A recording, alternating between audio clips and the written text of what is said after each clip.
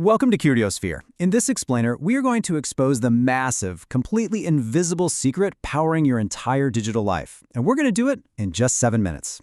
Right now, literally as you are taking this all in, there is an incredibly powerful engine running underneath the surface of almost everything you do online. Today, we're breaking it completely down. Because here is the absolute truth. You use SQL every single day. You just don't know it. Seriously. Every single time you endlessly doom scroll your feed on Instagram, or every time you stream a new track on Spotify, or search for that perfectly rated phone charger on Amazon, you are actually triggering a back-end relational database query. It happens in mere milliseconds, but it is the absolute backbone of the modern internet. Without it, your digital world simply would not exist. Right behind the sleek, simple user interfaces of your absolute favorite apps are massive, highly structured relational databases. And we're talking about systems handling billions of records with sub-millisecond speed. I mean, Instagram uses databases like PostgreSQL and MySQL to manage billions of user profiles, likes, and metadata daily. Spotify relies on them, things like PostgreSQL and Cassandra, to instantly track user credentials and verify complex licensing for millions of active listeners all over the globe. Netflix, they use MySQL and DynamoDB to maintain global streaming scale and process massive billing cycles. They all rely on this invisible architecture to make sure their platforms don't instantly crash under the weight of the entire planet's traffic. So, what exactly is SQL? Think of it as the ultimate digital librarian.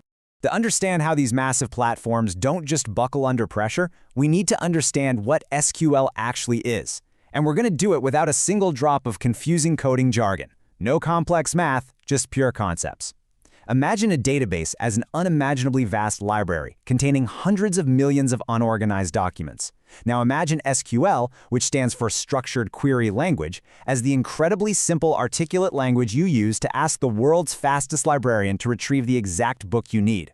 Instead of you wandering the aisles for years, you ask a question in this language and bam, you get the exact folder you want in a fraction of a second. And this brilliantly illustrates why SQL is so absolutely necessary. This massive library stores information in tables with rows and columns, kind of like a spreadsheet, but with 1,000,000 times more processing power. I mean, if you've ever tried to open an Excel spreadsheet with 1,000,000 rows, you know the absolute pain of it becoming sluggish, totally frozen, and prone to crashing, right? Relational databases maintain their architectural integrity and lightning speed even when filtering billions of connected records simultaneously. They literally never buckle under pressure. Which brings us to why this matters. It is essentially a $100 billion career superpower. Moving from just passively consuming this technology to actually understanding how it works, that unlocks one of the most powerful career advantages you can have today. The sheer scale of this industry is staggering. The global database market is absolutely exploding. It's projected to rocket from just over $106 billion today to nearly $300 billion in the next decade. That is massive, undeniable growth that is totally reshaping the job market. Because of that unbelievable growth, SQL is the most in-demand technical skill in data jobs today. Every major bank tracking real-time fraud, every hospital digitizing patient records, every single government agency, and streaming service, they all rely heavily on relational databases. Knowing even basic SQL is an absolute career superpower. It makes you the one person in the room who can actually ask precise questions and get direct, factual answers from a company's most valuable asset, its data. Okay, let's get into the mechanics, the 5 core commands, translating database logic into plain English. Let's completely demystify how you actually use this language. We're going to look at the 5 core commands of SQL using a really simple high school database, one holding students, grades, and subjects. I promise you, there is absolutely no complex math here at all. These 5 commands just form a logical, step-by-step sequence to ask the data a question. Let's move to the first command and see how this builds. First up is select. You use this to choose exactly what information you want to see. Select acts almost like a camera lens. It tells the database to look only at the student names and completely ignore all other irrelevant details in the folder, like locker numbers, allergies, or emergency contacts. You are just zooming in on the exact pieces of data you actually care about. Next is from. You use this to tell the database exactly which table to look inside. Imagine trying to find a student's math grade by reading through the cafeteria's lunch logs. That would be completely insane and a massive waste of time, right? From access the physical address pointer. It instructs the engine to search specifically inside the exam scores table instead of digging around in the attendance table. You're basically pointing the librarian directly to the correct room. Then we have where. You use this to filter the results down based on a specific condition. Where functions as a highly precise search bar, instantly discarding anyone who isn't, say, a 17-year-old student or anyone who didn't take chemistry last semester. It filters out all the noise, so you're only left with the exact subset of records that matter to your specific question. Now here is where it gets really cool. Databases split data up into separate tables to stay organized and clean, right? So the join command acts as a bridge. It seamlessly connects two separate tables together using a shared link. For example, combining a student's profile table with their grades table using their unique student ID. It's exactly like perfectly merging two different spreadsheets without doing any of that manual copy-pasting. Finally, group by. This serves as the ultimate organizer, allowing you to take all those retrieved results, organize them into categories, and calculate them.